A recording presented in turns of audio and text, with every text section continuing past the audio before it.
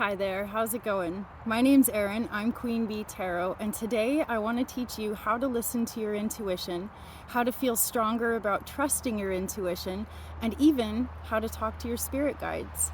These are the questions that I get asked a lot. How did you learn how to do what you do? How do you talk to your spirit guides? How do you know how to trust your intuition? And those are all really, really good questions. And when people ask me those questions, it actually makes me think about a time years ago that I had the opportunity to ask the exact same questions to a woman who is a very famous professional psychic. Well, a little bit of story time here for you. When I asked her that question, I received a very patronizing and insulting response, and it really crushed me. It made me second guess myself. It made me doubt in my abilities. I knew I had abilities, I just didn't know how to tap into them as well as I do today. And now that I have learned how to talk to my spirit guides, now that I feel far more confident in trusting my intuition, I decided to make this video today to help you do the same. If you want to stick around to the end, I'll tell you my little story. But first, we're going to get into how do you trust your intuition. One of my favorite things to do as a professional tarot reader, astrologer, and psychic is I love teaching people that you can trust your intuition. And even if you maybe kind of have a sense that you might sort of know things sometimes, but you don't know how to tap into it and you don't know how to trust it, just like a muscle. If you exercise it, if you practice it, you can definitely learn how to trust your intuition. So here goes. I got 2 rules. Listen to yourself think. Stay curious. When I say listen to yourself think, what does that mean? That means that the homework assignment I'm giving you is listen to yourself think for a week. Now, I personally have an internal dialogue. And what I've heard is that not everybody does. And so my instructions are based on my experience, having an internal dialogue, and learning how to work with it. If you do not have an internal dialogue, then these instructions might not work for you, but that's okay.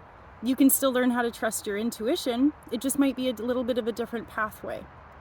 My other disclaimer is that if your internal dialogue ever says things like suggesting that you hurt people or hurt yourself or anything like that, that actually might be a critical mental health situation in which you need a little bit of professional support for. So if your internal dialogue says really scary things or pushes you to hurt yourself or others, please do seek professional help. What I'm giving is instructions on how to work with just your average internal dialogue. And what I mean by that is what I like to refer to as the storyteller. So inside of our heads, we typically have a storyteller. And as I'm going through the day, my storyteller might say, "Oh man, I'm feeling really tired. I could use another coffee." Or, "I wonder what's on my schedule today, blah, blah, blah, blah." Or if I'm feeling upset about something, my internal storyteller is probably going to go off on a tangent about how I'm upset, why I'm upset, what the backstory is, and all of that. So our storyteller that basically narrates our day is our ego. And it's the loudest voice inside of our heads. But if you pay close attention, and this is why I say listen to yourself think for a whole week. If you pay close attention, you're also going to notice that there's more than just your storyteller inside of your head. There's also what I like to call the yucky voice.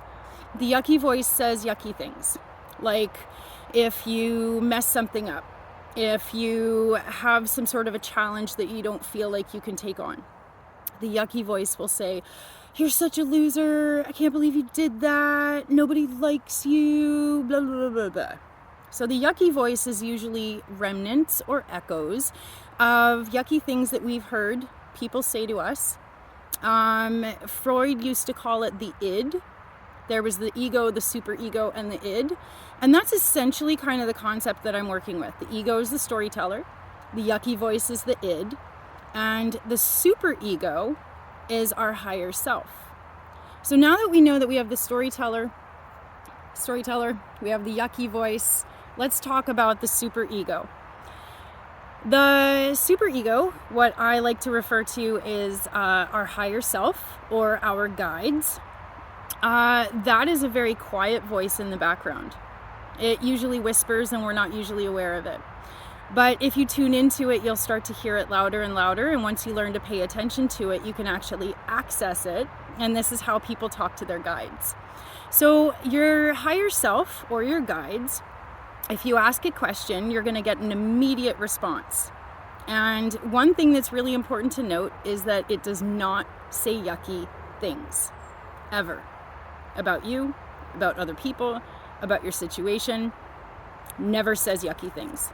It's just going to be straight to the point. It's going to use minimal amount of words. It's going to be a very direct and truthful answer. And it's usually going to say something that you wouldn't have necessarily thought of, and it might not even be the idea that you were thinking.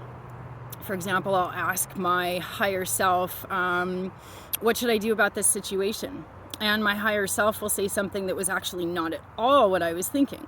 And that's how I know for sure it's my higher self, because the ideas I never would have even thought of. The other thing is that my higher self will often refer to me as you. Now, when my storyteller's going, it'll be like, I this, I that, blah, blah, blah, blah, blah. Or if I'm thinking about other people, it'll say they this, they that, right? But if I ask my higher self something and I get an answer, often it'll be like, you would be much happier if you made this choice. Or, you know what I mean? But it's, my higher self always speaks in a very peaceful, calm, and compassionate kind of way. So that's my homework assignment for you guys. Listen to yourself think. Again, if you don't have an internal dialogue, this might not work for you. But if you listen to yourself think, you're going to notice the storyteller, which is your ego, the yucky voice, which Freud used to call the id. And please don't think that I totally follow Freud's philosophies. I'm not a proponent of his philosophies, but I do like how he broke down the inner dialogue. And then the third voice is your higher self or your guides. So that's my homework for you, is listen to yourself think and notice what kind of inner dialogue you have. Is it your ego chattering away about mundane stuff? Is it the yucky voice bringing you down? Or are you hearing those occasional little snippets from your higher self that are giving you the answers that you've always been looking for? So after you listen to yourself think for a week and you kind of have a good grip on what's happening up there, I'm going to come back with video number 2 and give you some further direction. Now, the reason I say stay curious is because we're so good as humans at making assumptions, and I'm asking you to stay curious so that you can be open to learning. Staying curious is honestly one of the greatest things you can do in your entire life. Just stay curious, no matter how old you are, no matter how smart you are, no matter how you feel like you've mastered this or that. Stay curious. It keeps doors open instead of closing them. So now if you're ready, I'll give you my little story time. When I asked this professional psychic, I said, how do you talk to your spirit guides? And she said, oh, let me think about that and I'll get right back to you. I'm not sure how to answer. And then what she did is she made a video and she posted it to my Facebook wall. And I was so honored. I was like, oh my God, this professional lady, she's posted a video to my Facebook wall. Wow. And I pushed play, and here's how she started it. So this really, really young soul is so lovely, and she came up to me and she said, how do you talk to your spirit guides? And I thought, well, gosh, I've been doing it my whole life and I wouldn't possibly know how to explain it to a young soul, but let's give this a try. Okay, well, here's what I do. I take 3 deep breaths, and that tells my spirit guides that I'm ready to listen to them. And then I ask them stuff and they answer. Okay, have a great day. Profoundly unhelpful and so patronizing. I was so insulted by that, I deleted the video and I didn't ask people for help for a really long time after that. Here's the thing, I have 30 plus years experience reading tarot, studying astrology, seeing auras. I was born seeing auras. I was born knowing things, but the chatter in my head was too loud. I've gone through a lot of trauma. I've gone through a lot of really, really, really tough, crappy stuff in my life. And as a result, my head was full of garbage.